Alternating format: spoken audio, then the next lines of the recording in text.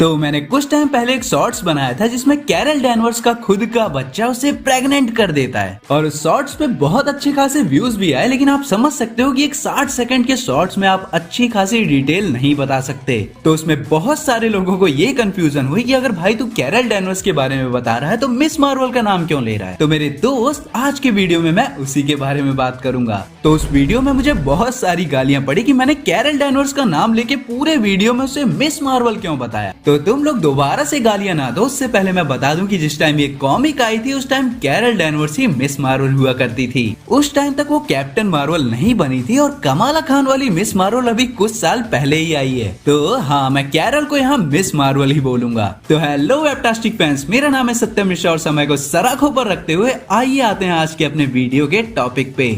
तो अब अपनी स्टोरी स्टार्ट होती है एवेंजर्स के इशू 197 से। यहाँ वांडा विजन के साथ बच्चे ना हो पाने की वजह से काफी ज्यादा दुखी थी। अब अपनी मिस मार्वल यानी कि कैरल डैनवर्स उसे डायरेक्ट तो नहीं कह सकती थी कि एक रोबोट के साथ संभोग करने से तुम्हें देह सुख तो मिल जाएगा लेकिन संतान प्राप्ति का सुख कभी नहीं मिलने वाला। तो अपनी कैरल डैनवर्स उसे समझाती है कि हम हीरोज हैं, हमारी जान हमेशा खतरे में रहती है, हमारे लिए बच्चे पैदा करने का आइडिया उतना अच्छा नहीं है। पर बात करते करते मिस मार्वल को चक्कर आ जाते हैं और वो वहीं गिर जाती है। और जब वांडा उसे हॉस्पिटल लेके जाती है तो वहाँ डॉक्टर उसे बताते हैं कि मिस मार्वल बेहोश हुई क्योंकि वो 3 महीने की प्रेग्नेंट है। पर कैरल डैनवर्स और ज्यादा डर जाती है जब उसे अगली सुबह पता चलता है कि वो 3 नहीं बल्कि 6 महीने की प्रेग्नेंट है। बच्चे के बाप का अता पता ना होना तो अलग चीज है, लेकिन ये तो उससे भी ज्यादा वियर्ड था। यहाँ तक कि कैरल अपनी आइडेंटिटी तक रिवील कर देती है वांडा के सामने और वांडा प्रॉमिस करती है कि एवेंजर्स उसकी हेल्प जरूर करेंगे।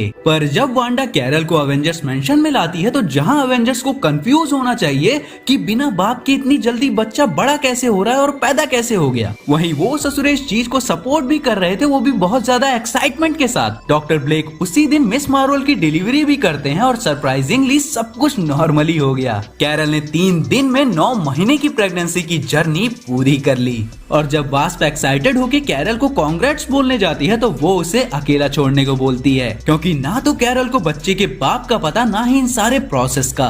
और एवेंजर्स उसके बच्चे का ख्याल रख रहे थे पर वो घंटे के हिसाब से बड़ा हो रहा था। कोई नहीं समझ पा रहा था कि ये सारा कुछ हो क्या रहा है। और जब कैरल कुछ देर बाद उस बच्चे को देखने तक से मना कर देती है तब वंडर मैन उसे मनाता है कि मैं जानता हूँ कि तुम डरी हुई हो पर डरने से कुछ नहीं होगा। और वहीं दूसरी तरफ एवेंजर्स मार्कस यानी कैरल के बच्चे से क्वेश्चन करते हैं कि उसका बाप कौन है और वो देखते हैं कि कैरल का बच्चा मार्कस बहुत जल्दी जल्दी एक मशीन बिल्ड कर रहा है। और जब कैरल यानी कि मिस मार्वल पहली बार अपने बच्चे को देखने जाती है तो वो देखती है कि बच्चा नहीं, वो तो एक जवान आदमी है। और वो जवान आदमी कैरल से बोलता है कि मैं तुम्हें सब बता दूंगा, बस एक बार मेरी मशीन बन जाए। पर तभी एवेंजर्स मेंशन पे अटैक हो जाता है और सारे के सारे उस अटैक से निपटने चले जाते हैं। और डॉक्टर ब्लेक जिसने कैरल की डिलीवरी की होती है वो भी थॉर बन के निकल जाता है अटैक को रोकने। और तब दिखाया जाता है कि वहाँ डायनासोर, स्पेसशिप्स और अलग अलग तरह के लोग आए रहते हैं लड़ने के लिए। और जब सब चले जाते हैं तो कैरल का बच्चा मार्कस उसे बेहोश कर देता है, ये बोलते हुए कि वो ये मशीन बना कर ही रहेगा।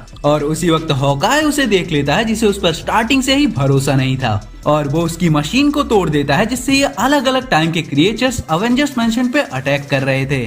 तो मार्कस बोलता है कि मुझे मार दे बोमैन, इससे पहले कि मैं तुझे मार दूं। हॉकाय हाँ भी बोल देता है पर तभी वहाँ पे एवेंजर्स आ जाते हैं और कैरल भी बेहोशी से जाग जाती है। और मार्कस बोलता है कि मैं किसी को भी नहीं मारने वाला था, मैं बस ये चाहता था कि वो मुझे मार दे, क्योंकि वो वापस से उस लिम्बो में नहीं जाना चाहता था जहां उसके डैड यानी कि इमोर्टस ने उसे छोड़ा था।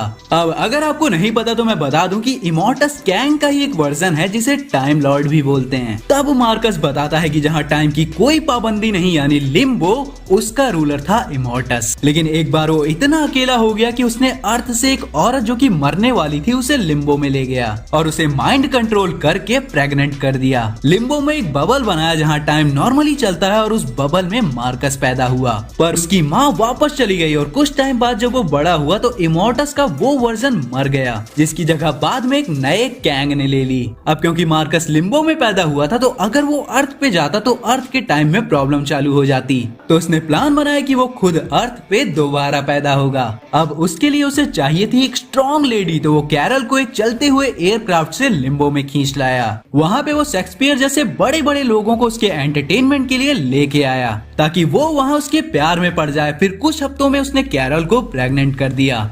सेक्स के जरिए अपना एसेंस उसके अंदर डाला और उसकी मेमोरीज मिटा के उसे उसी एयरक्राफ्ट वाले टाइम में वापस भेज दिया। मतलब प्रेगनेंसी बस एक दिखावा थी, असल में वो बस अपने आप को अर्थ पे लाना चाहता था कैरल की बॉडी के जरिए। और पैदा होते ही वो उस मशीन को बनाने लग गया जिससे अर्थ पे टाइम वाला लफड़ा ना क्रिएट हो। पर हॉकाय ने वो मशीन तोड़ दी तो वो बोला कि वो दुनिया को और बेहतर बनाना चाहता था अगर वो मशीन टूटी ना होती। पर मेरे दोस्त, सबसे वियर्ड पार्ट तो अब आता है जब कैरल डैनवर्स ये बोलती है कि लिम्बो में हमारी रिलेशनशिप थी और किसी तरह से तुम मेरे बेटे भी हो तो मैं तुम्हारे क्लोज फील कर रही हूँ, तो मैं तुम्हारे साथ लिम्बो में चलने के लिए राजी हूँ। और आयरन मैन की क्वेश्चन करने पर वो बोलती है कि मैं अपनी फीलिंग्स को छुपा नहीं सकती और वो पॉर्न वाली मॉमिस का लॉजिक लगा के मार्कस के साथ लिम्बो में चली जाती है। अब भले ही राइटर्स ने ये स्टोरी नशे करके लिखी हो, लेकिन कोई भी इस बात को नहीं टाल सकता कि है तो ये मार्वल कॉमिक्स की डार्क स्टोरी। कुछ टाइम बाद दूसरे राइटर्स आए थोड़े अकल वाले और उन्होंने ये पूरी स्टोरी का फ्यूचर ही चेंज कर दिया।